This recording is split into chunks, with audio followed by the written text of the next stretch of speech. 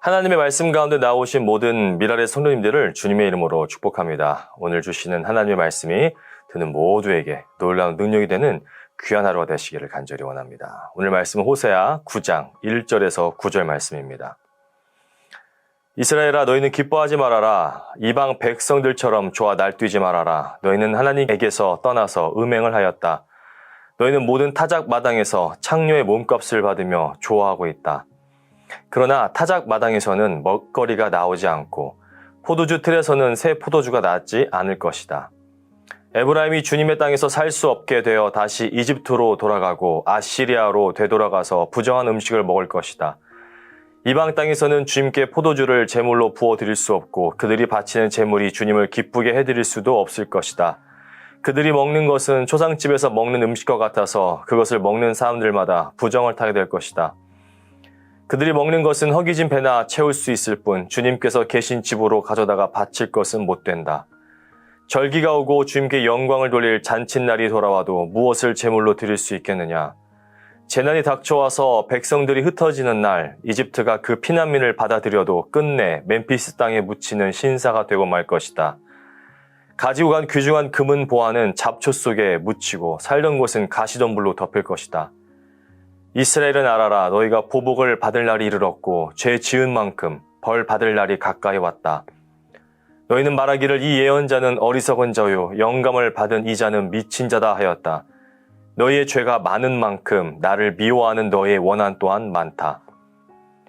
하나님은 나를 예언자로 임명하셔서 에브라임을 지키는 파수꾼이 되게 하셨다. 그러나 너희는 예언자가 가는 길목마다 덫을 놓았다. 하나님이 계신 집에서마저 너희는 예언자에게 원한을 품었다. 기브아 사건이 터진 그때 못지않게 이 백성이 더러운 일을 계속한다. 주님께서 이 백성의 죄악을 기억하시고 그릇된 행실을 다 벌하실 것이다. 농부의 가장 뿌듯하고 기쁨으로 가득 채워지는 순간은 누가 뭐래도 그가 씨를 뿌리고 식물을 심고 일구었던 밭에서 풍성한 결과물이 나올 때입니다. 피땀 흘려 열심히 일군 땅에서 많은 소산과 결과물이 나타날 때 말로 할 수 없는 큰 기쁨과 행복이 넘쳐날 것입니다. 이 결과를 위해 농부도 참 많은 애를 썼겠지만 궁극적으로 모든 것을 자라나게 하고 열매 맺게 해주신 분은 바로 하나님이십니다. 늦은 비와 이른 비를 통해서 적절한 때에 비를 주시고 햇빛과 필요한 모든 것들을 주십니다.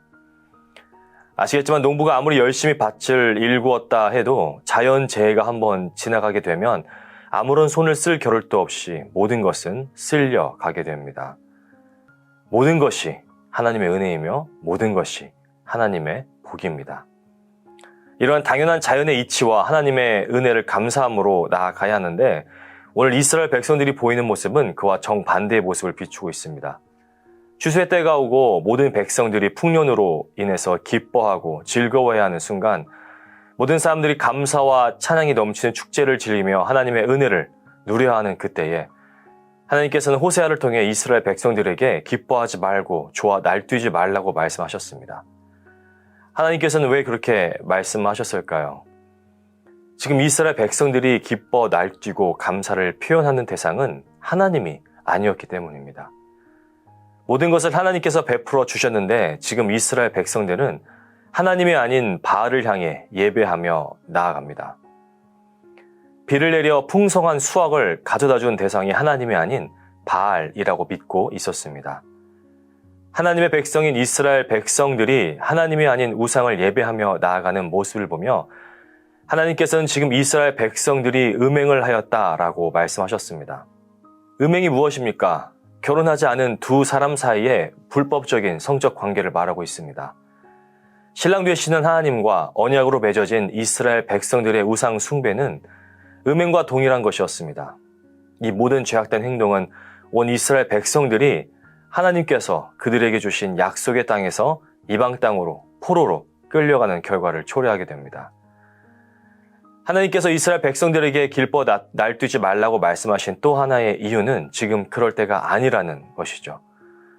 음행으로 인해 하나님의 진노 아래 놓여진 상태이고 그 죄의 결과로 인해 이제 더 이상 먹을 것과 마실 것이 나오지 않을 것이라고 말씀하셨습니다. 2절은 그러나 타작마당에서는 먹거리가 나오지 않고 포도주 틀에서는 새 포도주가 나지 않을 것이다 라고 경고합니다. 하나님께서 약속하신 젖과 꿀이 흐르는 약속의 땅이 이제 저주를 받게 되는 장면입니다. 그것뿐만이 아닙니다. 하나님의 언약 백성이 이제 약속의 땅에서 쫓겨나 이집트로, 아시리아로 끌려가서 정한 음식이 아닌 부정한 음식을 먹게 될 것이라고 경고합니다. 하나님의 백성으로 부르심을 받은 백성들이 그 부르심의 목적을 상실했기에 이스라엘 백성들은 더 이상 하나님께서 허락하신 약속의 땅에서 살 수 있는 자격을 박탈당했습니다. 하나님의 백성으로 하나님의 영광을 온 천하에 알리고 드러내야 하는 사명을 갖고 있었음에도 그 사명을 망각한 것이죠.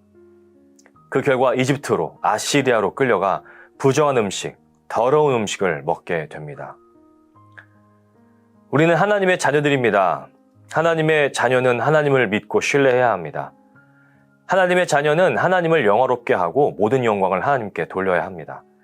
그런 당연한 것들이 이루어지지 않을 때, 하나님이 아닌 다른 무언가가 나의 예배의 대상이 되었을 때, 하나님의 경고는 이제 경고에서 멈추지 않고 죄를 향한 하나님의 탄식과 분노, 그리고 죄의 결과가 무엇인지 하나님의 심판하심으로 이어지게 되는 것입니다. 하나님께서 부르신 하나님의 자녀들인 우리는 모든 순간순간이 하나님의 은혜임을 고백하며 나아가야 합니다.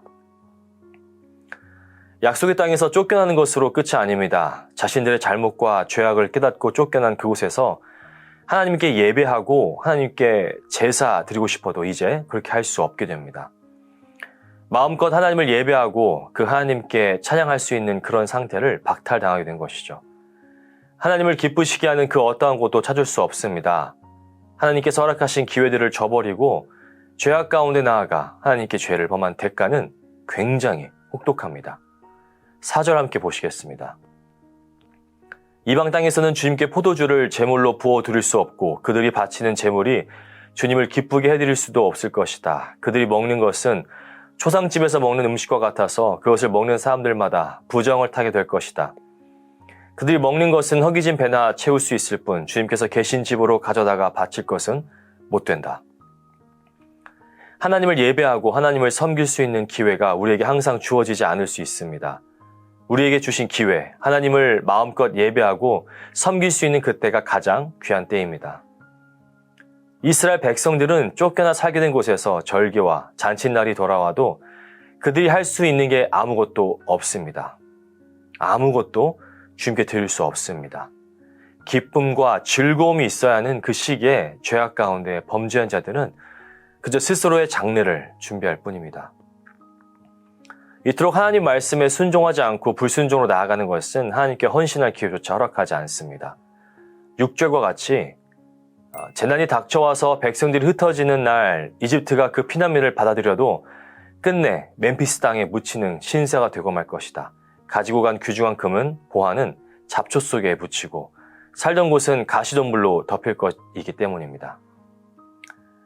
하나님께서는 수도 없이 기회를 주셨고 이스라엘 백성들을 향해 경고하심으로 다시 하나님께 돌아오도록 촉구하셨고 달래셨고 기다리셨습니다. 하나님께서는 수많은 선지자들과 예언자들을 보내셔서 이들이 하나님과의 언약 백성이며 하나님께 돌아와 헛된 우상을 섬기지 말고 돌이켜 하나님께로 돌아서도록 하셨습니다. 하지만 일관되게 이스라엘 백성들은 그러한 경고들을 무시하고 하나님께서 보내신 선지자들과 예언자들을 무시하고 하나님의 말씀을 듣지 않았습니다. 하나님께서 보내신 참 선지자를 사로잡기 위해 함정까지 팝니다.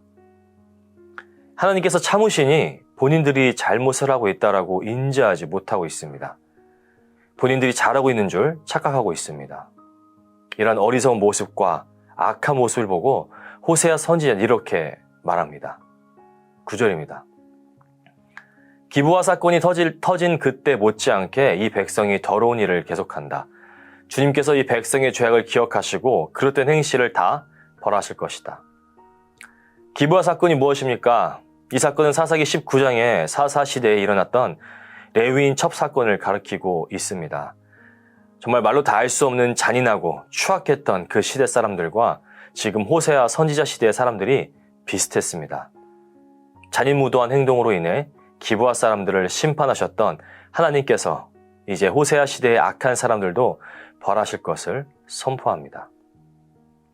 이스라엘 백성들은 하나님의 백성으로, 자녀로 부르심을 받았습니다. 이 말의 뜻은 다른 이방 민족들과 같이 똑같은 삶을 살아서는 안 된다는 것입니다. 그들이 믿고 따르는 우상을 따라 섬기거나 이들이 믿는 가짜 신들에게 예배해서는 안 된다는 것이죠. 하나님의 자녀들인 하나님의 뜻대로 살아가며 하나님의 우리의 삶을 통해 드러내고 나타내야 하는 사명을 가졌습니다. 만약 이러한 사명을 감당하지 못한다면 하나님의 백성으로, 하나님의 자녀로서 합당한 삶을 살지 못하고 하나님의 말씀에 귀 기울이지 않고 이 세상에서 마음대로 살아가는 세상 사람들처럼 살아가며 영적 간음을 일삼는다면 하나님께서는 그 행동에 대한 책임을 분명히 물으실 것입니다. 우리는 하나님의 자녀들입니다. 하나님의 자녀답게 그에 합당한 삶을 살아야 합니다. 그 누구보다 하나님의 뜻에 따라 죽기까지 순종하신 우리 예수 그리스도의 십자가 사랑을 기억하며 하나님의 자녀답게, 하나님의 언약 백성답게 하나님을 기쁘시게 하고 영화롭게 하는 우리 모든 성도님이 되시기를 주님의 이름으로 축원합니다. 기도하시겠습니다. 사랑의 하나님 아버지, 감사드립니다.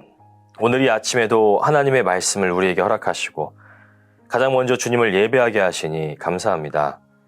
오늘 이 아침에 우리에게 주신 말씀을 기억하며 들은 말씀을 내 삶 속에서 살아내는 귀한 하루가 되게 하여 주옵소서. 사랑의 주님, 이 시간 주님 앞에 우리의 죄를 고백합니다. 너무나도 연약하여 자주 넘어지고 무너지는 우리의 심령을 주님 붙들어 주옵소서. 우리가 알고 짓고 심지어 모르고 지은 모든 죄악들이 너무나도 많습니다. 주님, 우리를 불쌍히 여기셔서 우리의 모든 죄악을 용서하여 주옵소서. 깨끗게 하시고 거룩한 모습으로 우리를 변화시켜 주실 것을 간절히 기도합니다.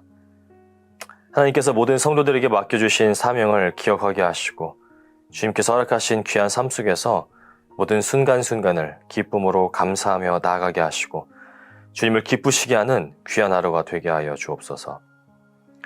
오늘도 모든 성도들의 심령을 붙드사 어떠한 상황 속에서도 힘과 능력 되시는 우리 하나님을 붙들고 나아가는 귀한 하루가 되게 하여 주시기를 기도합니다. 모든 것 감사드리며 살아계신 예수 그리스도의 이름으로 기도합니다. 아멘.